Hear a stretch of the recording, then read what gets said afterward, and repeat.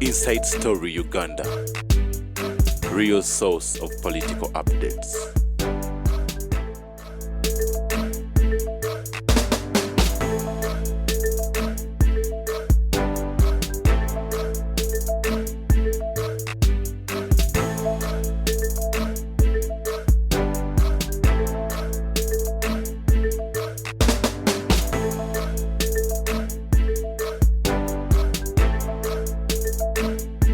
Inside Story Uganda. Whatever happens, when you look at the standards and the motives of whatever the situation is, it is me who's supposed to handle and finally, get deep the rest in the coffin. I used to be very scared, and primarily I was extremely very scared when I looked at the whole situation, and everybody was like, you see, you have a very strong challenge, but now that I am equipped with the information, I think I cannot overcome this. I cannot allow this to continue, really. I cannot allow this to continue. There were several things that have been happening behind my back, and actually I thought I had several colleagues who simply chose to do their own things. They don't care about me. They don't care about what I plan to do. And that has been a very big problem. It has been a very big problem. I'm telling you. You see, Professor, there are certain things that have been happening. But luckily enough, when I went into this political situation, I tried to preempt each and every activity my opponents would do. I knew if I allowed the contest to take place, there were several people who were willing to come out. I even not trust Tamale Mirundi. You see, that man was willing to even cross to the west to come to simply campaign me. I had started getting rumors that was already dealing with people who were contesting against me. So I had to find the means to overcome such a thing. So when you look at the whole situation currently, you see, I'm trapped between a rock and a hard place.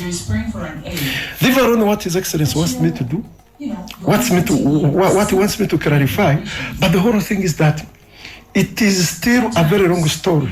It is still a very long story.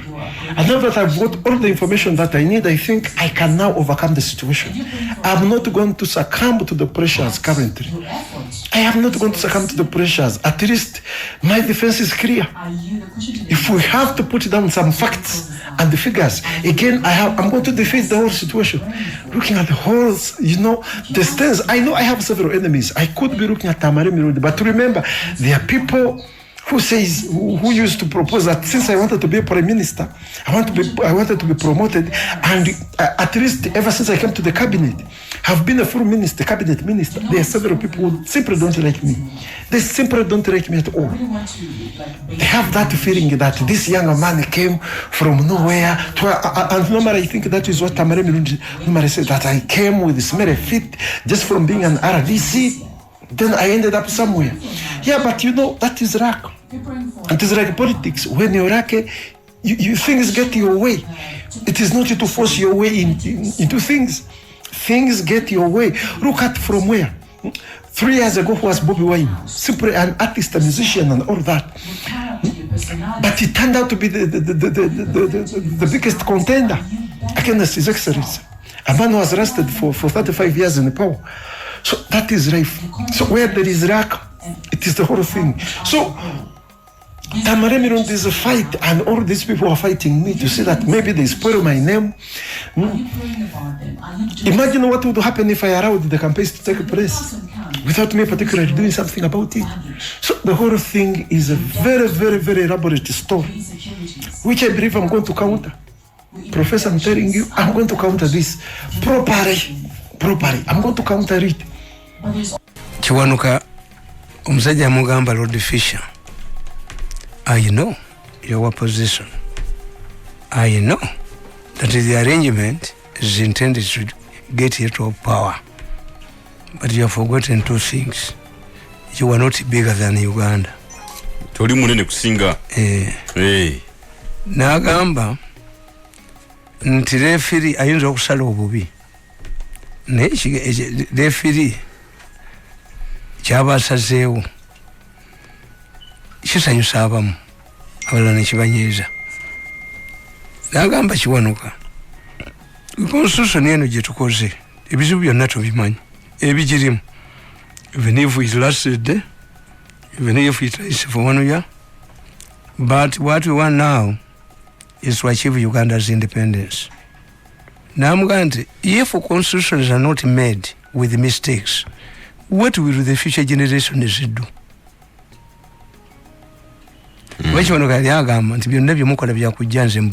Yes.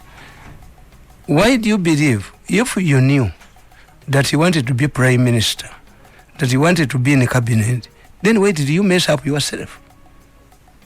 Look what the Orthodox Church, if you want to be a bishop, you don't get married. If you want to be an ordinary priest, you marry. Yes. If you want to be a Catholic nun, forget about sex. Kakati abo kyekizibu kyabo tyalwana yayina omukisa ayina omukisa munene yajja tabeeranga kwa outside cabinet bamusubiza n'obwa prime minister naye eyakusubiza obwa prime minister omubetragenze admit nti n'obulwe waabwe tayina yatyanza ate okugendayo timba kugendayo yali good. Is true. Kakati gwe olw'okuba otya abantu bo eggwanga lyo libonebona olw'okubeera gwe. The national interest must prevail over your interest. You have failed to protect yourself. Omusajja ayinza okuba nga yakwadde hijja, musajja musiraamu mugagga naga nti kola hijja naye era akwongera etiketi y'ennyonyi agikuwanga akusanze otamidde.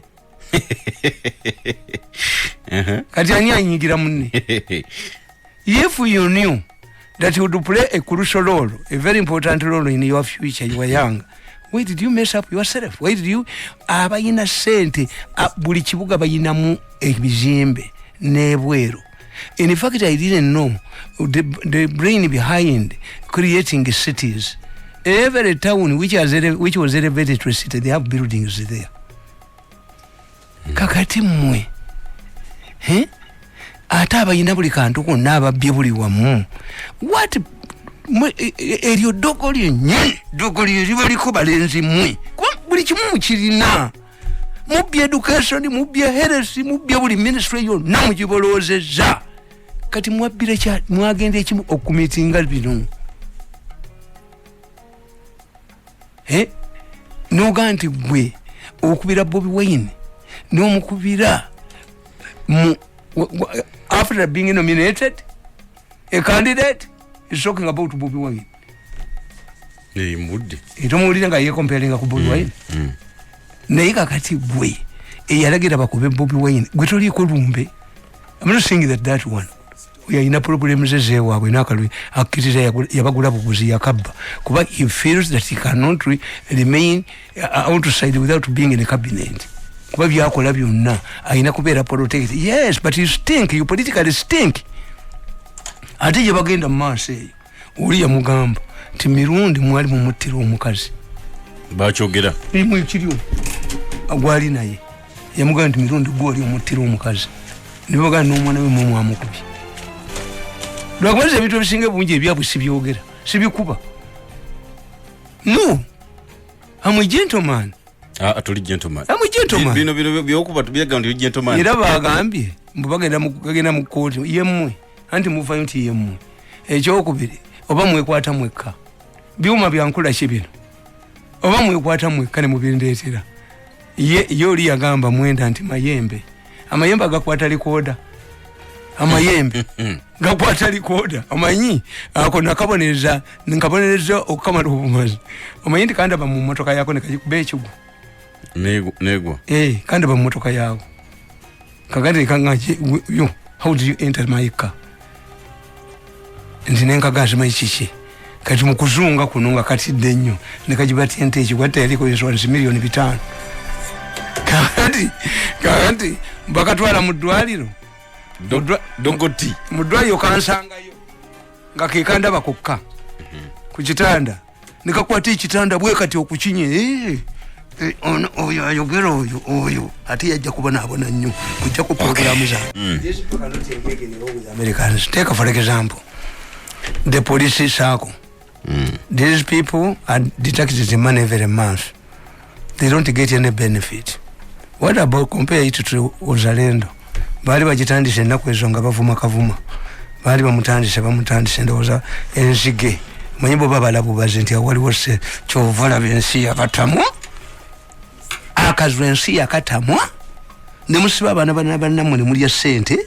Ne musiba abakazi abo ne balesa amaka gaabwe. Obusungu ensi bwe bayinako. Balikwatako kamu mu kibuga. Obulala ne budda ku faamu ne bwekukumayo. Ne butema. Ojja kulyako omwana omutaa kugamba. Dadi abajungu baamututte nga bakomando. Abamerika babuyoddewo. Temulina future. Lie like an envelope. Instead of claiming that you should be in a cabinet. Why should you be in a cabinet? Kakati, abasajja balina report. The most of the buildings owned by Ugandans in Manchester City belong to policemen, police officers. Singa bamala ne babifulumya. Tolaba abapoliisi abakutte enkonyogo bakama baabwe emisinde. So don't provoke Americans. These are international obligations. Baja kubasiba. You cannot hold this information. They know you. And fortunately, Museveni ekimuyamba yetali party. Gwaloza singa Museveni ali party yabwe singa ze not protection. Wensule wazena wania kwa protection. Police 10. Iguba kuwa. One of the most protected people. Motoka yange bagitomera butomezaawo mu dakiika 3. Bali bamaze okubalagira batuuke balabane agitomedde. My vehicle is under satellite monitoring. Nina abo boda bamvaako emabega gikwate kukoleba batule. Bintu ezo ziri buli mu hoteri bwekukumi. Bwapama ne bujja bwekwekweya ku kamyu. Bwekweya ku kamyu n'omunyango ennyuma ziba busi. Bwajja kopolokola mweno bwajja keno jakembako bene boteri bo babuche olifo okola bwawiyita mu hoteri zo jakemu bakubete ento omutwe obali obiyita byakuzanya. Yakati nkugamba tine future ya Museveni yenyine obusajja bwo bugikutteko. Kana kataba nakawandiika Bikaaye the wisdom of a fisherman dated 16th January 2015. Professor Kyabagamba, you hate him, but that man nekuteza abagandi if we had listened to this man in 2014 bintu byali baddewo. Kumanzi nange ninga America. Ndi government injira njitunulira. Si mu musose okola arrogance. No, the moment you commit an offense which has an international dimension, you are finished. Domestic hero does not help you. This is a global village, and the chairman of that global village is the president of the United States, Biden. Kakati chairman wekyalo bwakugoba konokoloti olugudde kwani onosulawo ate abachina babakambira bwerere. Any country was my international relations. Any country which cannot sacrifice its children for overseas or domestic interest is not a nation. Wali yola biwa China nga bakube mundu. China has avoided the war for 70 years. By the way, ne Hong Kong ya negotiating. They are accumulating wealth. Tujja kulema mu China akuba mundu. Ate abalasi abo Syria balwana. Americans balwana. Mu China wali omulabyo. Ngakube mundu. In spite of their numbers. They commercial. Batema butemi. Kakati nkugamba nti ne bintu bye nawandika atandise ate okubiraba nti nabagamba abaana abajozi akazu akani abantu kumisona banyalako akazu akatuse mwene embeera nabawandikira nembagamba a retiring president rules and principles of succession ngamba bulira kijuko lyo mwejo timuyenza kuvulita mu musika mwe oyagala okusikira sheke ne bakusange wandike yango oli embizo otamidde mwabalinda ited muvuga mutye gwanga obanga mutunda organizi z'abantu eggwanga temulifula famu yamu teriali kwata ku bukulembeze mwabo obusika bwagenze tukuba bukubi ndulu ne badduka ne batema n'obwa sipika tebajja butwala ka group ke kamwako ke kamu kasooka laba mawuli mu monitor bwe bumu bwa monitor buli ya sente obwa vision buli ya sente olaba badi omukazi ono owo wina atikomya abantu nasamba abantu kugundi. Don't you what did you learn from Buganda riots? Nze ne wunya Buganda riots ngojjoko okwagala okwocha nnyabo era omukyala kankunda yawo ngobedde simujjo timama wafaali ati gwe nawunya oyo kankunda nze am not a tribalist naye newunya abaana abo gye bajja ekigambo mufaliso ti omunyankole tasobola gwogera baani abakireeta agagayaya agakubanga abantu Buganda riots mwe mwagijjamuki basi gye bali bagenda okukyenatete yali eva Rwanda.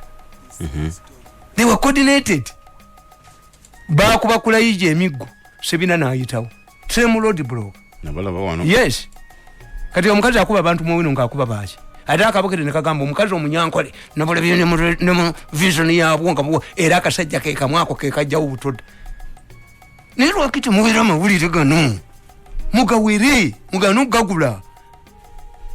This is not a media, this is a mercenary media. No kampo musajja Sempijja Misa wa agriculture tiyagenze ku farm najja kente za mawako Sempijja nazikabula abantu ne bula yaka akabum kuwasa nze mudemu bumpandikeko nyimirya ku red paper nakatasa kanga acid oba olimayo oba osawayo oba Messi kuje bamutayimba salumanyane ndalumanya tosobola kumpandika ko bya busiru. These are not journalists. These are paid up mercenaries. Siba amawulire timuyina mawulire. Ne balwanyiso wayiso kati bakubye omuntu ali mu mpale omukazi tebamulaga ndono tebamulaga n'omukazi ali mu kitete atya amu bakube nekati ayo bulwanisizo omusajja mu Yesu waliwo ne bulabuke bazinga baba message letu mumanga malaba tabuti. You protect a media. The moment you cease to be a media uli criminal bamutayimbwa mu mutwe ndiba kuba akabuke nekakuba bujingo nekamumalawo kanisa kajisudde niko ni gino n'ento yako ne obula bakakubanga kayingira bakabidde mu kanisa ne bakattiramu message negenda nzalabu kumpandikako wenago wali okubye wenago wali osse kulubya amagambo maze bwati kano kebafu butuddeyo kamagabu maze bwekati egwaliyo joga abantu bali kantu nafiirayo toke omwana nge bamukuba mukazi mukadde bwe bamukubye ku mwono na tebakitadde mu ekitegeeza that's a powerful person. Ne mwana kubisiza akubugati ati mwana yafunya amanyi wali ogalabye olokumukuba basenators bamukubira simu bani kyoroza singa siza ina amagezi mu mutwe to prevail over him nti abapostoli bagenda mweyambisa singa ali wano baga ndi bamukubakata yimwe ninga mwana Mirundi naye eyamukuboloza ali kwata ku mwana okulambula abana kusomera ajja kulambulanga malalo abasajja bano tebeetaaga kisana kamu beetaaga obukambwe bwennyini obwekitalo simwe musinga eyamukuba bamugendeddewa aya nkugamba wano balirambula malalo ajja kulambulanga malalo nga bano bagenda kulambula baana ku ssomero nkugamba ambuza tulifenda kika 15 zakanye kusawa enya nkugamba nti protect a retiring president must ensure that his successor will protect his security and protection from persecution. Should also be aware of global and village internationalism. Internationalism is closing in. This means that we are having new generation of rights. What was not considered as human rights violations have become so. The internationalism through new agencies like the ICC is intended to keep leaders in developing countries on their toes. They use those who have retired to shape those taking power. Therefore, a retiring president in choosing a successor must bear this in mind. Finally, a retiring president must ensure that he retains some influence in the body politic. 2015, Timukole ebintu bino, we are losing to globalization. Nobody can protect you. This is an international offense. Mbwe Canada, wa, yes is not donors. Yes kutta bantu. Tukiregera era bwo bategera nti bayina amanyi mu government. Bali bali sekitesho mu parliament kana kakazi ngera kachirese. We regulate nayo omukozi oyo balwaki ate bo bekwese kyovula boyo omukazi kati bamujja mu heres tewali agenda aba covid ajja balemu she lost yebuli lwaya samya kama bwati ayogera bya busiru she lost credibility. The source must be credible. The president must remove that woman. Nti waliwo omusango oguli mu Serena ogwa organize.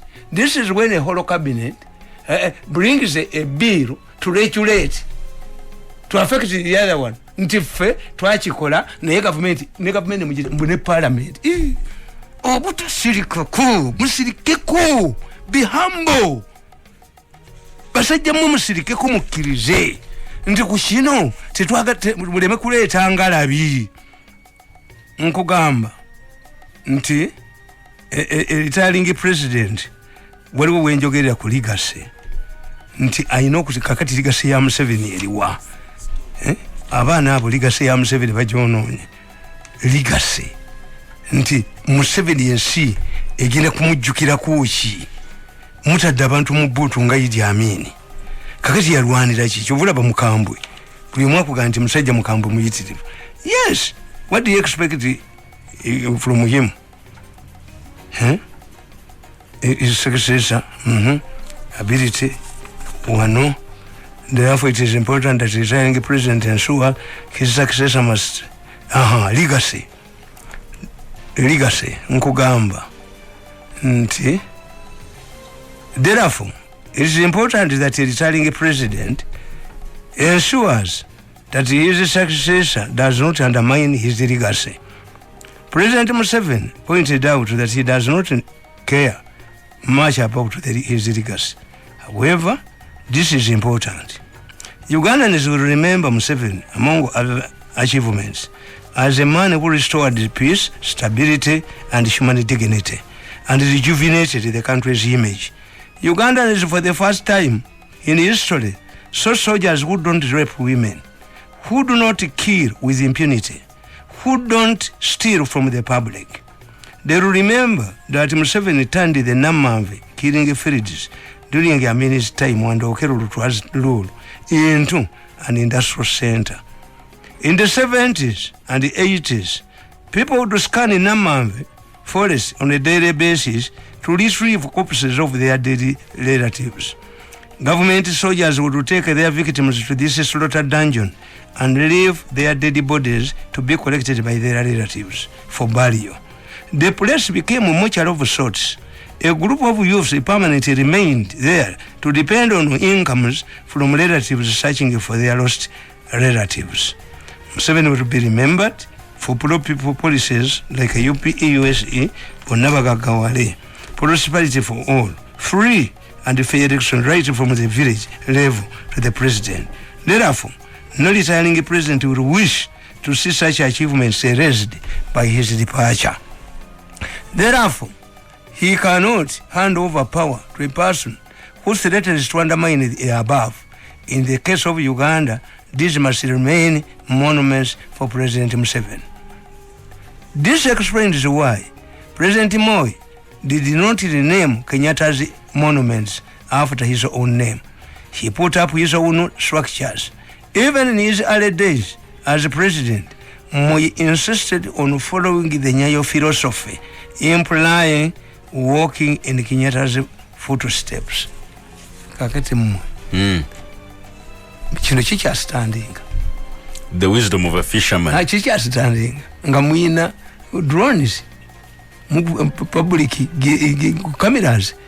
Omuntu ne bamuta mu kooti mu kifo ky'omulondo nebudde okulwana naye bwe musindi ate bwalaji waliwo kesimatiddeemu nemuga detentions nti mu detention disappearance minister omulambo wa internal affairs nayimirira mu government mu parliament ya Uganda n'ayogera ebyo tetulina detentions. No, wenjagala okutangazeemu retiring president alina okwensuaringa nti otugambe nti alina okwensuaringa nti amuzze mbigere ajja kuuma omukululo gwe. Kino batononya basobola okukisetinga because abasinga bavaako na muvinga tebategedde nti Kenyatta kisinza bwe jofunye obuyinza Moi University yeja Kenyatta University Jomo Kenyatta International Airport up to today Moi University Kenyatta University nabaga nti nze ndi munyayo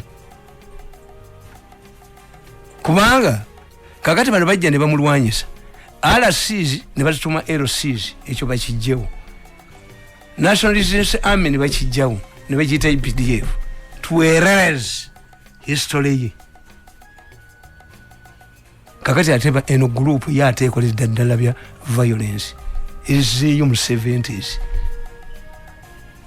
kyovula abaana baabwe babagamba we listen to that man why don't you listen to him nalaba ng'omwana ayogera ne jjajjaawe namugamba nti naye ebyo byemukola bitukola bubi mu America we have even decided to change to other nationalities kati tuyita ba Nigeria tuyita ba Kenya why don't you solve these issues kati vampulira balinda byakubba baleeta batayebwa parliament balina giwamba balina okubba buli wamwonna balina okuteeka kakati president yakoze nakalema nina ente yange negituuma nakalema setume endala bagiyita akulo bonna nabatuuma mwente naye nakalema natera ogibundugula ku ttaka okugirya anti Museveni yamukoze ekintu kyatamanyi Museveni yalagira dda bakwate waliche ne tulyagenda babba sente zali ya $50 million bawaliche ne babagamba arrest us on condition 1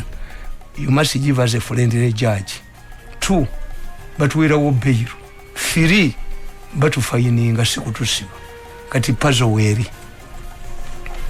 ne kati esumba bwe yabakola kati esumba yajeyo fayiro 10 nabaganda bagunda bwe munnerega mungamva mitinga katika nakakaza akasulanga banks kabuguru woman kali kesimbe wentunga era tubalabo yo musajja nga yesibye kwa katesumba yatutte gundi nene bwe bamaluku but if you kill every woman you rape then you become a homosexual buli gwe mukolagana naye ne mumujoga buli gwe mukolagana naye ne mumujoga baleka basudde embwa yabwe ku jirikiti kati gire emisango tebayinda gwe basula ku jirikiti.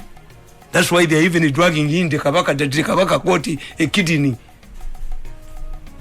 Tebayina kibakwatiddeyo mwajo ogabuli muntu fenna ne tugenda kati mwekuba mweka bwe mukyefuyira mwegalidde mukibawunyira mweka kina kubawunyira tumuyina kumukiwayiriza kubanga musajja bwabeera mu nyumba nga mulimu omwana omuto aga mukyala tereza omwana oyo nappi kozi yeye akikoze abanyampi kati bakyalina munyampi no tewali munyampi gwe muwayiriza kintu kya mumwakisigala mu mweka kikubammwe kubba masanyalaze kubba ki byonna bikubammwe abalamu abagobamu nimufuuka akazu buli wamuwona fitina bamala kumalisinga ngatte paisonire bakuwonona ne baso nadduka n'obugaalo bindi bwe nakuba abantu kati bamuyina afulumye tulinda kulubya esowani teremera katandaalo enkwa teremera ku nte toyinza kulemera mu nyumba kabada teremera mu nyumba bagikiikamu nga kofini kulubya nayo ajja kufuluma naye oba aliddawa bukedde ng'ekubye bantu bukedde ng'esekudde bantu yo agusima wulire kateeka kakatambi kaffe tukende waluwambuza wano nti naye mirundi ono eddoboozi walikomya ku luli okuyambako okutuusa abaana b'engoma obulumi bwabwe koki ku nsonga y'omutanda bumba mwagala Buganda ekirere mugyewo engalabi engalabi ina kiki kyefaako n'omwana mayiga musajja akola ebintu ebi mayiga musajja engalabi ekangabala mu kibuga musisi yagiteekamu engalabi si mayiga kati ye oba yakabaka embajjulemu mayiga naddira empologoma n'agyolekeza ekifaananyi kya Bikira Maria ng'ate ekunamye mutwe ekobe ekyo ekiwologoma yali agala kirirako ssente naye baali kikoze nga kiroteetinga nti essaawa bwe ziwera bwezo kiba kituluddeokiteekamu ssente si byabaganda ebyo engala byekanga baleetya mu kibuga nalaba obwana jjo nga bugisonga ku mbuyiiyo mayiga musajja Mayiga musajja engalabi gwali olabi otambudde waliwo engalabi kangabala mu kibuga andi bino byaffe byeno waliwo deko mwana w'engalabi ow'engoma naye engalabi kangabala etya mu kibuga kalate ogamba oti nti bizibu bya Buganda ngalabi yewanise yani engalabi ekkakkaneko Mayiga musajja oba buto oba kiki I don't understand Mayiga oba temwagala bwagazi neddi engalabi ani atagiraba muyogere y'ekibuga ekirimu engalabi ekangabadde yogere y'ekibuga kimu gyololabye engalabi erisawa ya Queen endala naye nekangabadde Queen ekangabadde sibo mu kibuga wakati kabaka agiyitamu wakati ekitundu kya Buganda yentamemu kiki muwanule engalabi Mayiga namugamba nti amagezi ge naali kuwadde twere egitomere mukyekubire mukijewo bakaluba mukata yagenda nakuba ebifaananyi nga yesimbye ku baka ba parliament nga mulimu reeti ne bagamba sente yazijewo bete wa UPC omanyi nti bakaluba yagula abantu bayuze ebifaananyi bye nga yabeegulira nkera nagamba nga tebikyaliwo manya abaana ono muvuga yagamba nga nti kambajjanjabe gavumenti yerimanya kyerimpa bamulwanyisa nga agenda okufuna ekirabo yawangula mu bavubuka naye nga kati bategedde amakabo gafudde omwana mulenzi oyo ayina efitina mu nsi naye ajja kusasulira mu baana bwokuba ennyo abantu akati ono tumulaba ko kasejja kano kagezi tolabanga ku mwana waako family tekagiragana ko kamanyi bakanoonya okudde sironko emmotoka kaligiyisa mwaluwa okudde sironko kaligifumula kalaga mwaluwa ku bantu bekakubye byandala ne kamwavuwaza ne kamuteeka wali kakuba sempije ne kamuteeka wali abya ente z'amawako mwene mubeera ne media nga yeeyonoona bwenonyi bantu a destructive media nti is a media naye egudde yes a good day media teacher ina destructive amakulu gabula media a good day usoma entertainment kuzanyamu independent monitor independent of who nabo bibakuba byabo byagundi kati bagenda kuba propaganda ngamba buli omuti omutunga ngo amumoa I have more followers than your newspapers combined sina kyembatya mwankuba ne munnemu nosanga basajja ate mwana wange bazibu kakati bawandise kubye mu ekitabo kye bamwetekedde okumubattula ate basuka muwa oli omwana ayina fitina mu nsi ali mu bukedde n'obalaba bakitonesa bali ku TV zaabwe kubalaba bano bakoca ekimbo enkyone kuliko bawa bayaguzeyo emmotoka empya efitina yakuniri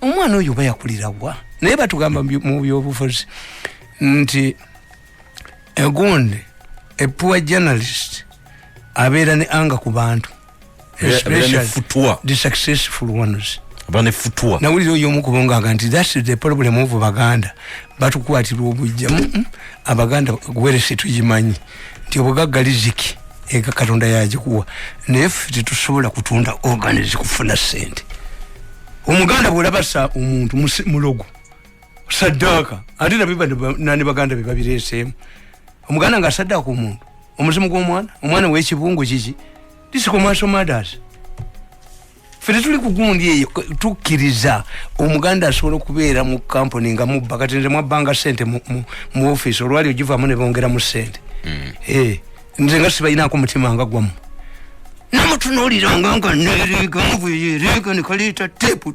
sirigikumekesa golifa tomeketa tepu gwe ngaoli kasasiro you block my compensation as you did last time tugende ku phase tubagita kabuli phase nene okuba nono musajja abasajja beyiyiza abonga bakoja kimbowa bakoze eddagala lyabwe bakoze kimbowa buli omuye nakamufiti na yebadde enkola ya waliwo akagundi kanajimakolo kavuma kampereza actually ensonga gyogeddeko abantu bangi baluma ajimakolo kavuma nti banaye tulabye nnyo okugula amasannyalaze nga ga mutwalo gumu unit unit 2 1 2 eneyamanyi anti nkubuuliza nti next Saturday ngenda kakusomera nti president yasityolinga miliyoni za $5 bawalikye ne bazibba agenda okuweereza abantu ng'emiti gyali bwenkuyege sirayini emu sirayini ebbiri kakati ekitutu nagoba abadde abawadde contract bakomewo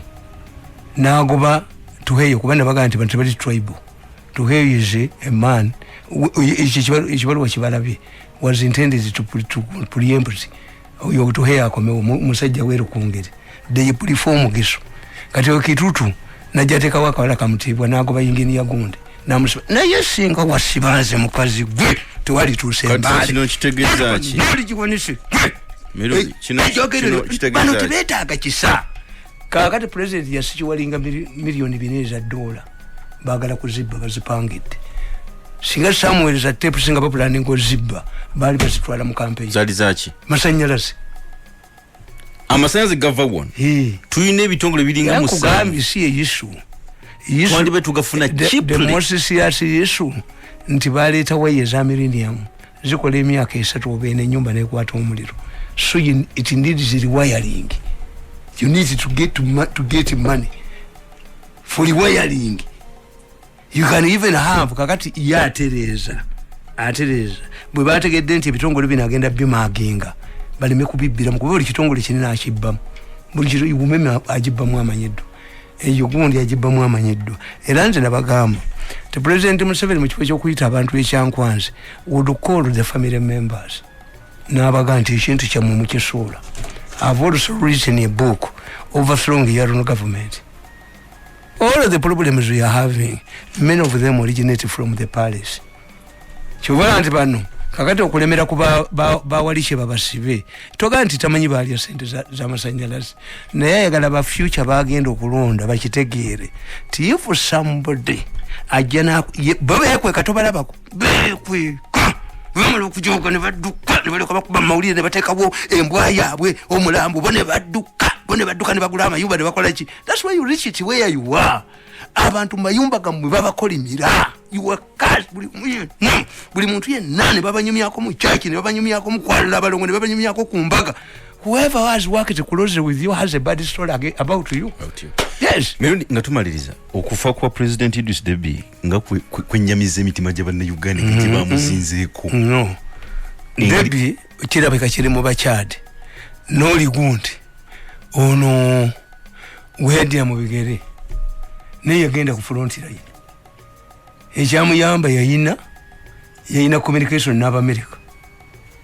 Yaduka ku lutale rabo yatuka Njamena yajja mu bujja ngoyeze na mukazi we nadduka. Kyabwe kiki kibatwala ati kugambye nti bo bali brave.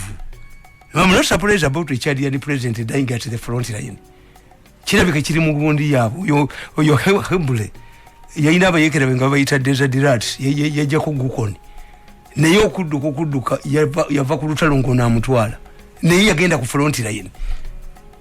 Era omusajja wa Libya yangamba nti naye tie twatya Museveni ti omuyiribya ina Chad tebagalana boda ya Chad yanzu kuliko phosphates bano bajanja wedi bawulya balwana abo ku boda ya Chad nachi awo wakati awaliwo ennyanja ejula okwenkana Lake Victoria yabikibwa omusenyi balwanira mazzi bagato omusajja ngamba wali omulibya yangamba twagira nitewuyo nakulumu nti ono nonja muvuma kubanga omwana oyo ono muwala wange naye ayina akajanja kotalabangako damojo kuluko nkuvumire ku gundi akamwenda kaga nti omusajja muzibu yavumira mukazi we ku TV radio.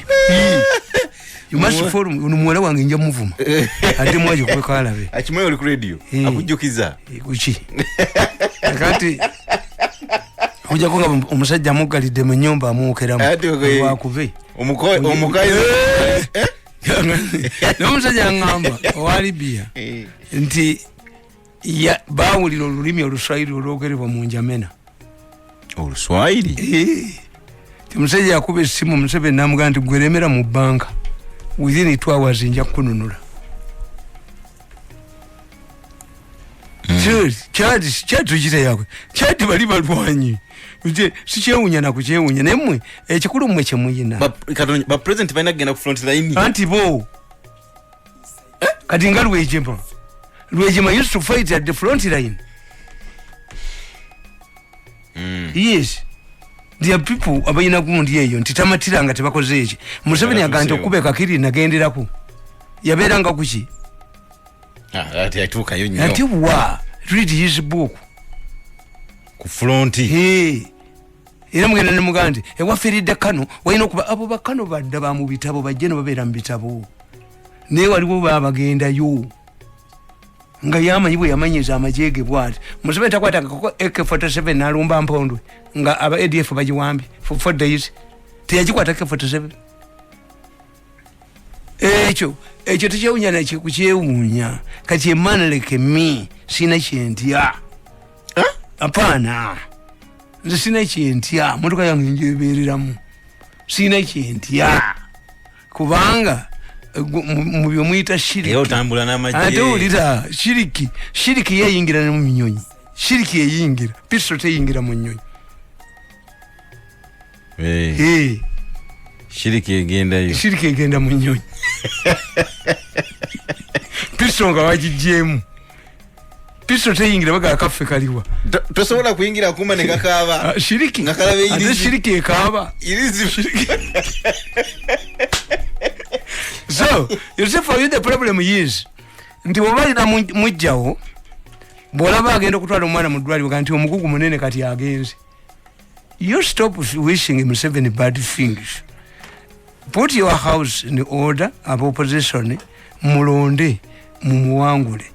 But ewakudde kino omukisa ogwaffe nawulidde ekyogera kakiga era omukisa ogwaffe era kuyitidde Chad era Chad yekututte. What type of people are these? How can you wish somebody this?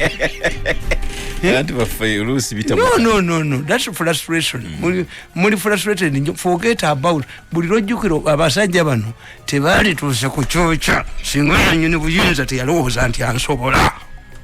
Bamujana mutwala bano. Gwe wanzije waffe. Mpuliriza njagala kukwebaza okutuwuliriza. Stop my compensation as you did. Ndira tujja mwate tujja kola kirujja genda kiro tuzibbe. Tudde ku fezi tugwa kusirisizaawo knockout. Ekyokumva ndi bamalire muddala. Ate mumaze okutemba ennyonyi. Mubula dakiika ntono nnyo mutembe. Omusajja abakuba abatuusiza okutemba ennyonyi. Baba fubutudde mu seta nguseggulo.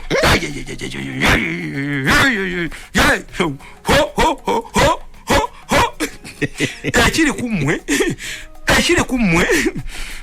kumwe you leave the political platform. Don't try to remain at the top. Concede defeat. Ugandans can easily forget about you. Who knows kakoza mutale now? Mugonvu. Yabulawo. Kakoza mutale yabulawo. Ani amunoonya. Humble yourselves. Ne ayokola nnyo abiri mu cabinet kuba bw'ataba mu cabinet tasika mu kibuga bamutwala talinnya naye wabwe talinnya yajoza abantu kati prepare ennyonyi pilot ayinza okulaba ennyonyi ng'egenda kugwa naye naga nti kanonye soft sport njisuule mu nnyanja tuleme kufa bubi kati gwe tandika okulandinga mulenzi gwe political kali style etandise okudiminisha. Okay.